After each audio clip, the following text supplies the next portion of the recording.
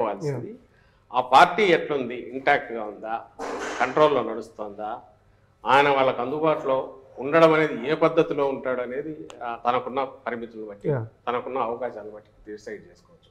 కానీ ఒకటైతే చెప్పగలను, అటెండెన్స్ రిజిస్టర్ మెయింటైన్ చేయగల కానీ అక్కడ ఉంటాయి సీఎంఓలో. మీకు కావాలంటే నేను ఎప్పుడన్నా చూపిస్తాను. రాజశేఖర రెడ్డి గారి వ్యవహార శైలిని మీరు చూసింటారు, ఒక జర్నలిస్ట్గా చూసింటారు.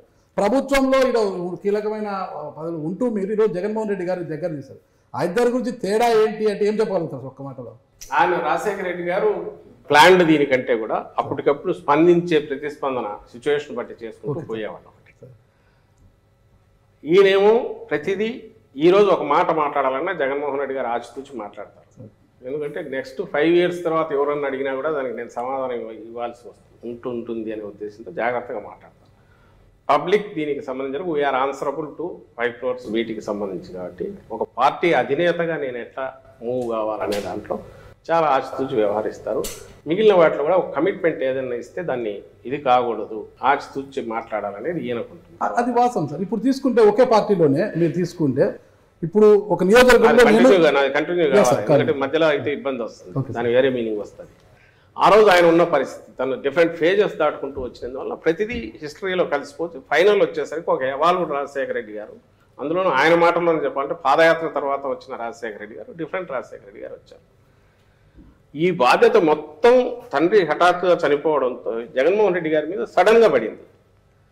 ఈయన తన తండ్రి డిఫరెంట్ ఫేజెస్ చూశారు. చూసిన తర్వాత ఒక మాటను మళ్ళీ వెనక్కి తీసుకోవడానికి ఎట్లా అవుతుంది, ఒక మాట కమిట్ అయ్యాక వచ్చే తర్వాత వచ్చే ఇబ్బందులు ఇవన్నీ చూశారు. కాబట్టి ప్రతి స్టెప్ దగ్గర ఆ రోజు పార్టీ పెట్టిన రోజు నుంచి ఈ రోజు వరకు కూడా అతి తక్కువ మాత్రమే ఆయన ఎక్స్ప్లెనేషన్ ఇవ్వాల్సిన పరిస్థితులు వచ్చింటాయి, మీకు తెలుస్తుంది.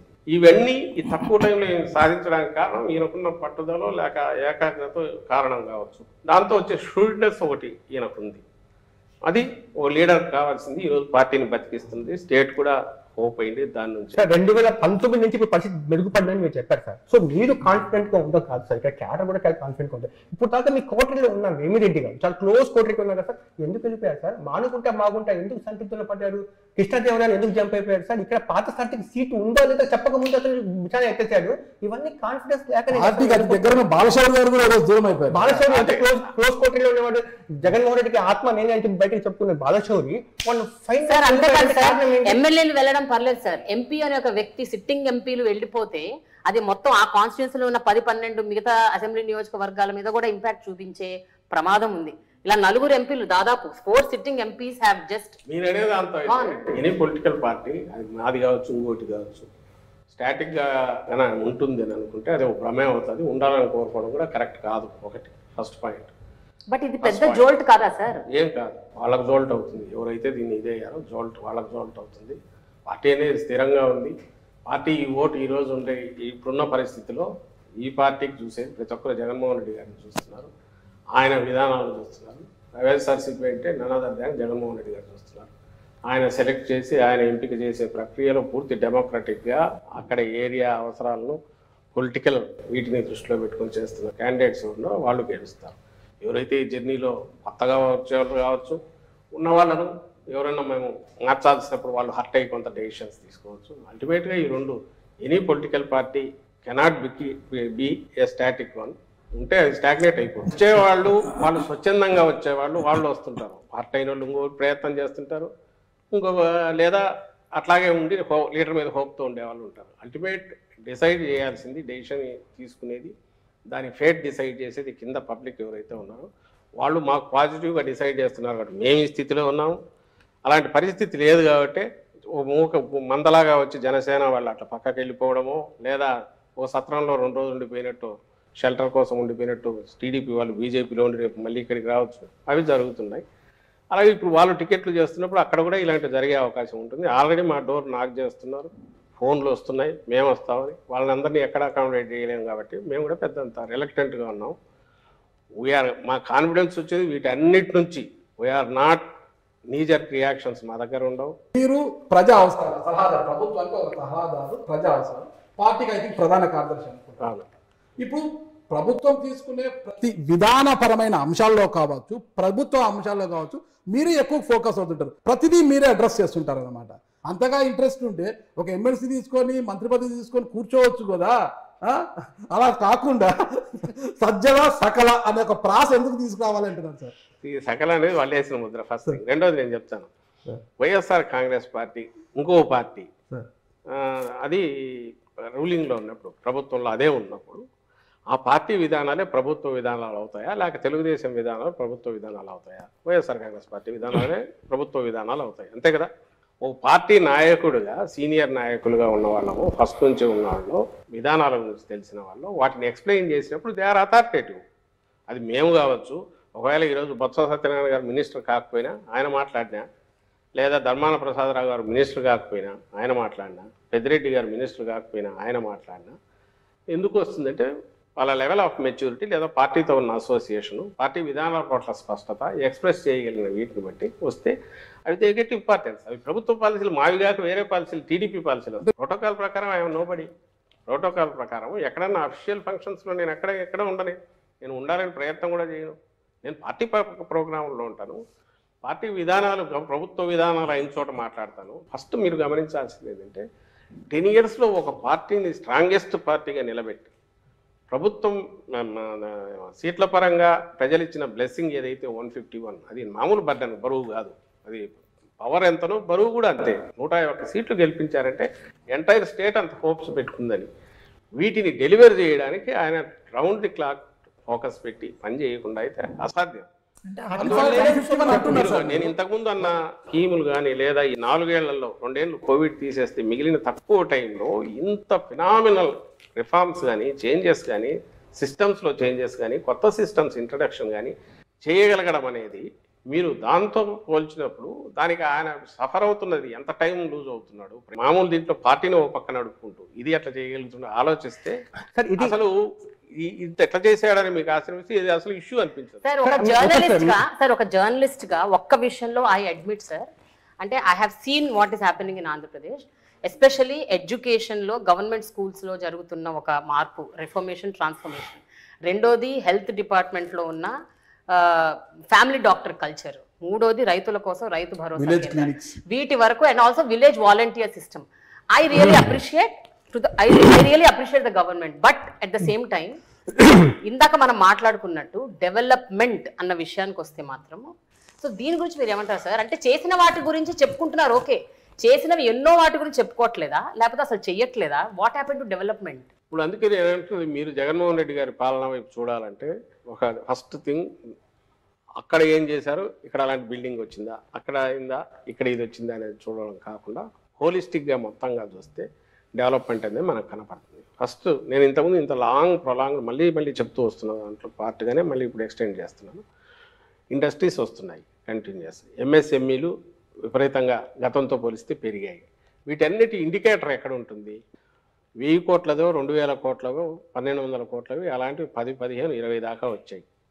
నాకు మన పోతుంటే మా బద్వేల దగ్గర 1200 కోట్లది షీట్స్కి సంబంధించి వచ్చింది. 1200 మందికి వర్క్ కల్పిస్తుంది.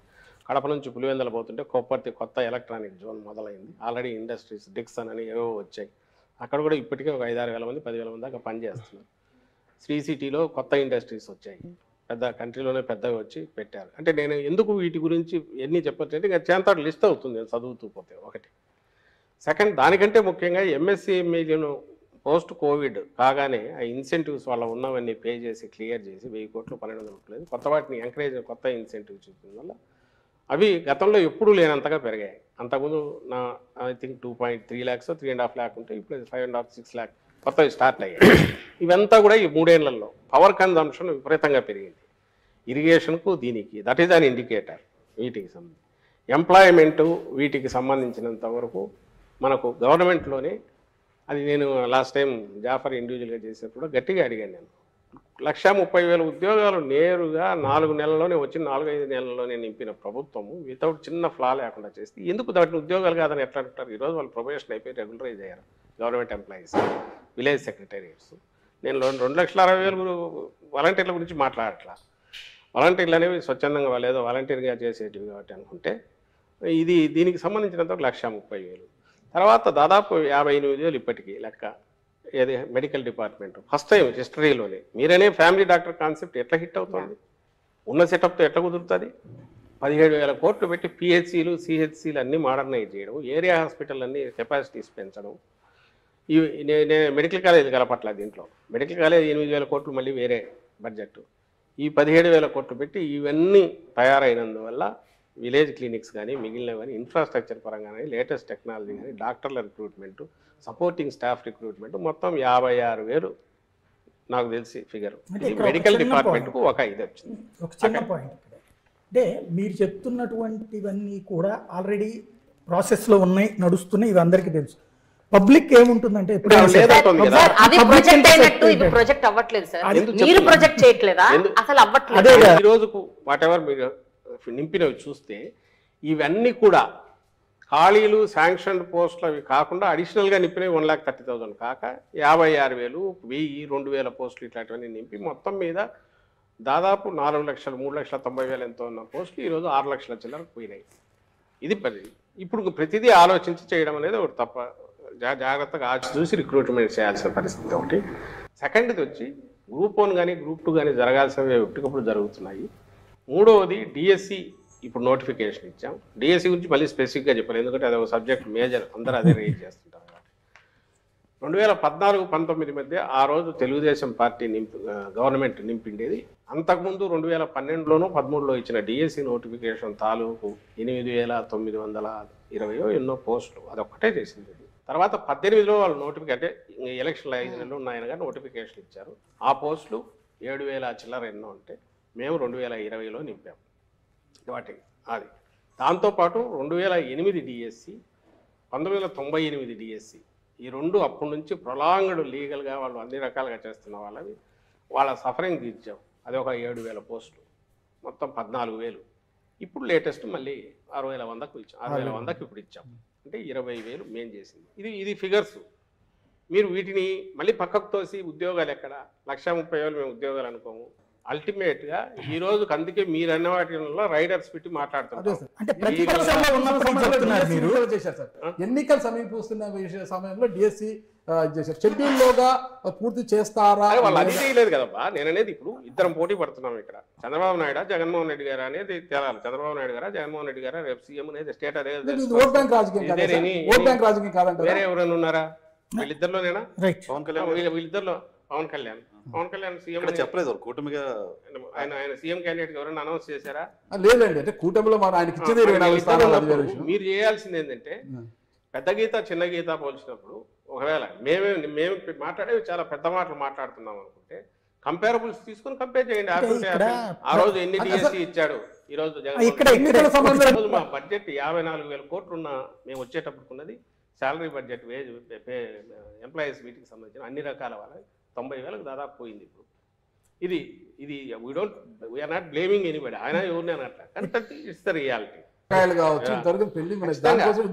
ఇన్ టైంలో పే చేయాల్సిన ఈ ఉద్యోగికి వాళ్ళకి ఫుడ్ దొరికేదే దాంతో, అంటే వాళ్ళ పిల్లల చదువులకు అయ్యి దెబ్బతీస్తున్నారు. ఖచ్చితంగా అవే బకాయిలు ఎక్కడికి పోయేవి కాదు, ఇవ్వకుండా ఎగ్గొట్టేవి కాదు, తప్పించుకోలేము కూడా.